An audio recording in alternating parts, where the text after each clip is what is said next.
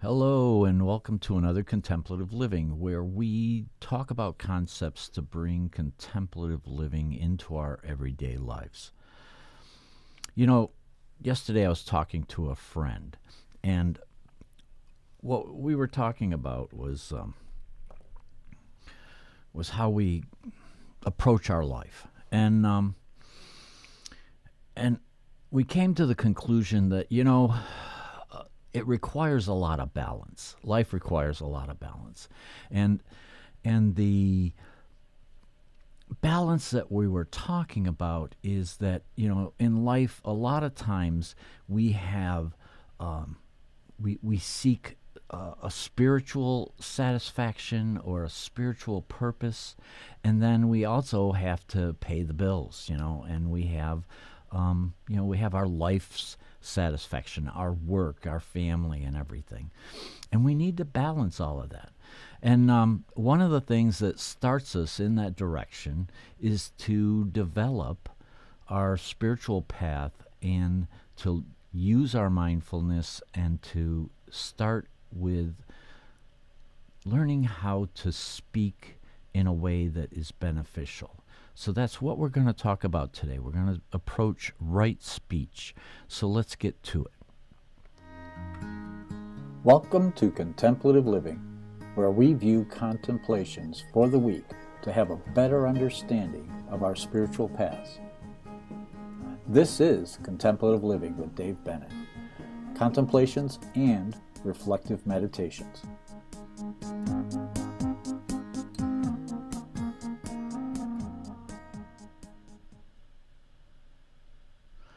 All right. Well, we're going to talk about right speech. The last couple of weeks, we've been kind of talking about some of the elements on the Eightfold Path, the Buddhist Eightfold Path.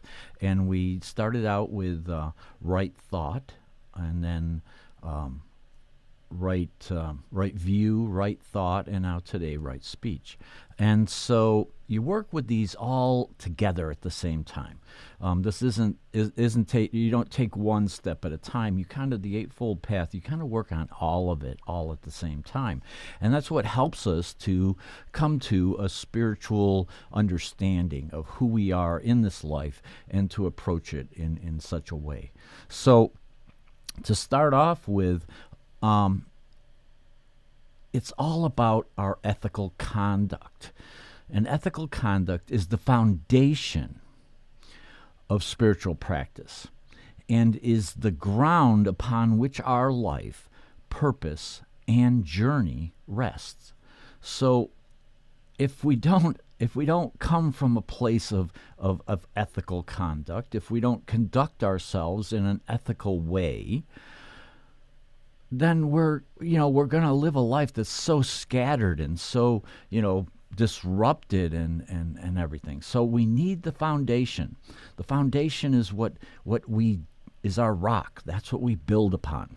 And so we want to use that so that we have that strong foundation so that we can move forward and find our purpose and develop our spiritual practice.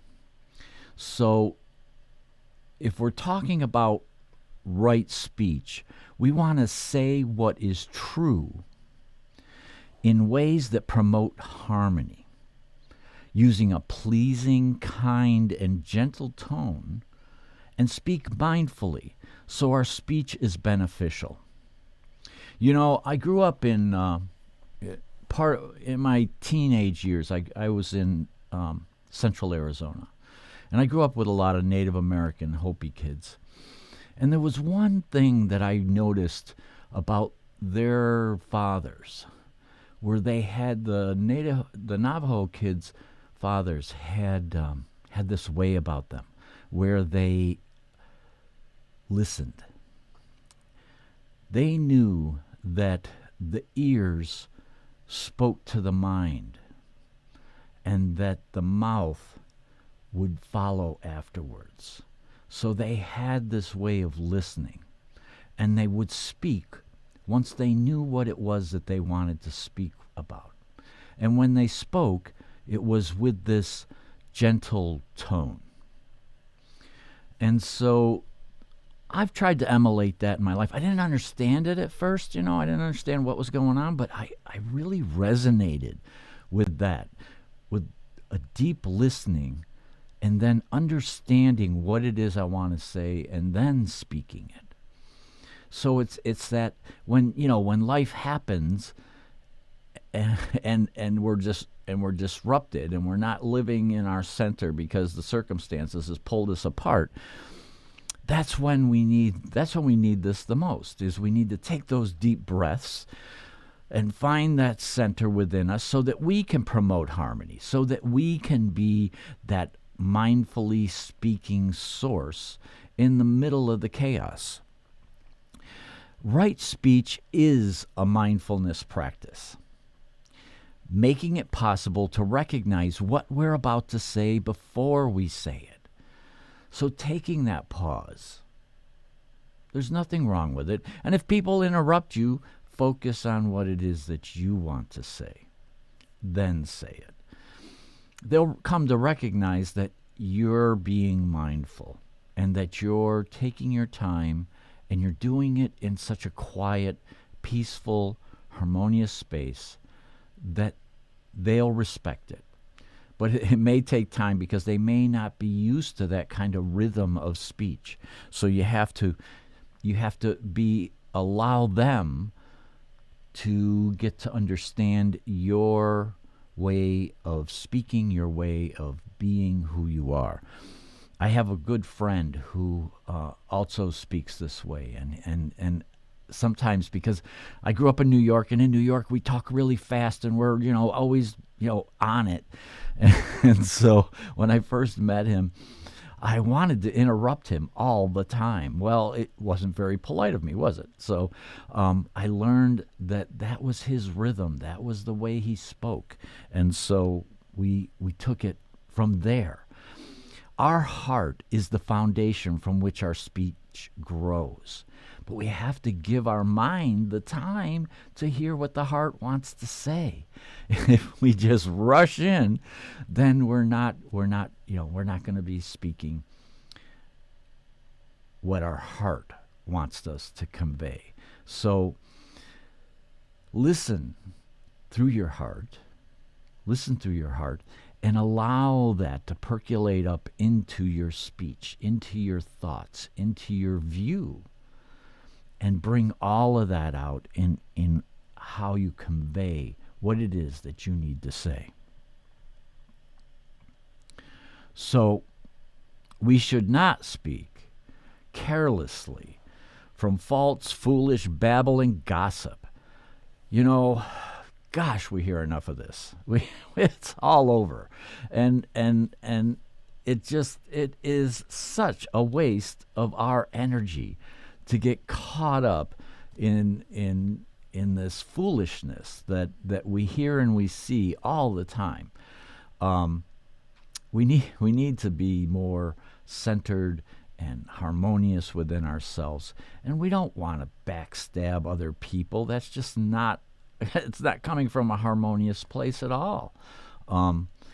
We really want to take the time to try to understand the circumstances that we find ourselves in and then move forward in a positive, empowering way, and to stay away from the gossip and all of that. So speak the truth without moral judgment at the right time and place. So if we take that step to be mindful of what it is that we're speaking, and understanding that that our speech resides within our heart, then we want it to be truthful. We don't want falsehood in our own heart. We want that is so self-destructive. We want that truth to come from within our heart. So we want to speak the truth without moral judgment. So there's a lot of judgment, but moral judgment is that deep, part of our being, of our truth, of who we are. And we don't want to impose that on someone else's truth and someone else's path. But we don't have to agree with other people, but we have to stay within our truth. And we don't judge other people because we haven't lived their life. We don't know where they're coming from. We don't know the pain that they're living with. So we want to come from our truth, and we want to speak it at the right time and place. We don't want to barge in, because many times we'll find out that we're speaking our path and not helping the situation when we go barging in a lot of times. We have to see and understand what's going on before we speak our truth. And then frequently lean towards wholesome states such as love, kindness, and empathy. Many of us who are on the spiritual journey, it comes with this empathic way of living where we start to feel what other people are experiencing. That comes with the spiritual path in many, many times, in many ways. And sometimes it's hard to deal with at first. I know when I first awoken with my near-death experience, and to start to understand and feel other people's emotions and states of being was incredibly scary and disruptive to where I was at that time. But I've learned to take that time, just like my Navajo friends' fathers, take the time to understand where I am and to really speak from my heart. So I lean toward those wholesome states of being. I lean toward and I gravitate toward the love that resides within my spiritual nature and bring that kindness and that understanding into my speech. So I hope that you're able to use a moment before you speak in this coming week.